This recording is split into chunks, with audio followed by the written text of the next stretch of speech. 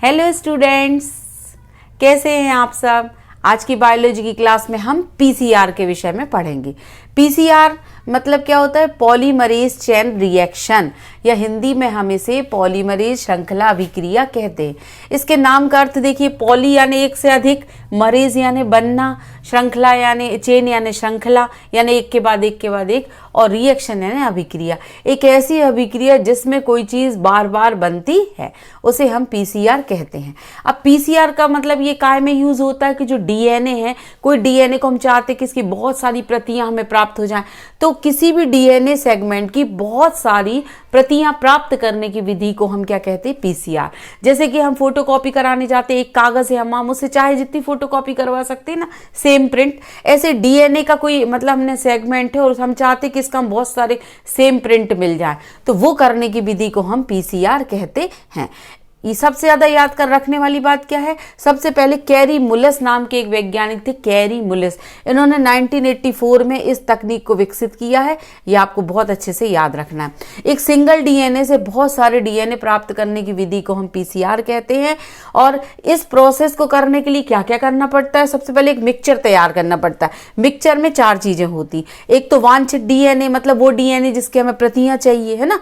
फिर एक होता है डीएनए प्राइमर। डीएनए प्राइमर यानी क्या होता है? डीएनए प्राइमर यानी डीएनए के एक ऐसा खंड जिसमें कि जो हमने डीएनए पहले से लिया है ना, जिसकी फोटोकॉपी करना है, उसके जो क्षार है ना, उसकी पूरक क्षार इसमें हो। जैसे कि मान लीजिए कि वांछित डीएनए में ATCG क्षार है, तो हम जो प्राइमर लेंगे ना, प्राइमर वो कैसे लेंगे? TAGC, ये प्राइमर कहलाएगा। ठीक है, ये डीएनए का खंड प्राइमर कहलाएगा।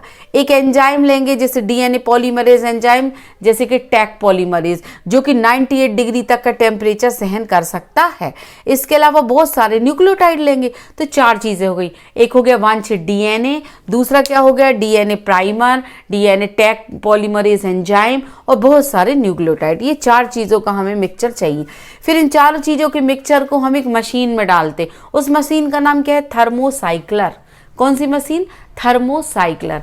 थर्मोसाइक्लर की मशीन में ही हम पीसीआर की प्रोसेस करते। तो इस मशीन में हम इन 4 चीजों को डाल देंगे। फिर प्रोसेस कैसे होती? प्रोसेस के 3 स्टेप हैं। पहले स्टेप को हम कहते हैं डीनेचुरेशन।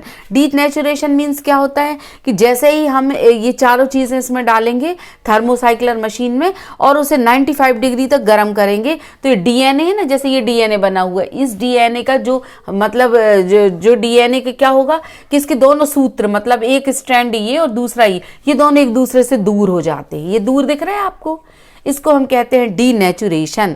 फिर सेकंड स्टेप क्या होती है? रीनेचुरेशन या एनीलिंग। इसमें क्या होता है कि अब इस मिश्रण को जब ये अलग अलग हो गए 95 डिग्री पे, फिर हम इस मिश्रण को ठंडा करेंगे 60 डिग्री तक। जब ये ठंडा हो जाएगा तो ये जो प्राइमर लिया था ना हमने, प्राइमर, ये मैंने आपको बताया था, ये प्राइमर जो है डीएनए के एक एक धागे पर जाकर अटैच हो जाते हैं। मतलब ये डीएनए का एक छोटा सा खंड है जिसमें कि इसके पूरक क्षार उपस्थित हैं।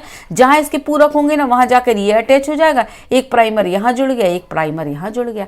तो इस क्रिया को हम क्या कहते हैं? रीनेचुरेशन या एनीलिंग कहते हैं। फिर थर्ड स्टेप में क्या होता है? सिंथेसिस, यानी कि संश्लेषण।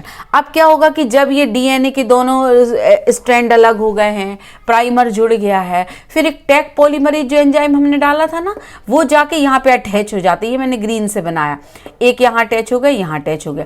अटैच होने के बाद क्या होता है? ये जितने भी न्यूक्लियोटाइड यहाँ वहाँ घूम रहे हैं ना, बहुत सारे मिक्सचर, सबको पकड़ पकड़ के लाता है और यहाँ पे जोड़ता जाता। तो एक देखिए, एक चैन ये नई चैन ये बन जाती, और ये वाला यहाँ पे ला के जोड़ेगा। तो आप देखिए, एक डीएनए ये बन रहा है और एक डीएनए ये बन रहा है, और यहाँ से टूट जाएगा तो ये 2 डीएनए से कितने डीएनए बन जाएंगे? 4। ये तो था ही पहले से, और 2 नए बन गए। तो इस प्रक्रिया को जैसे हम बार बार दोहराते हैं ना, तो डीएनए की बहुत सारी प्रतियां प्राप्त होती जाती हैं। तो इस तरह से एक डीएनए से बहुत सारे डीएनए की प्रतियां प्राप्त करने की विधि को ही हम पीसीआर कहते हैं।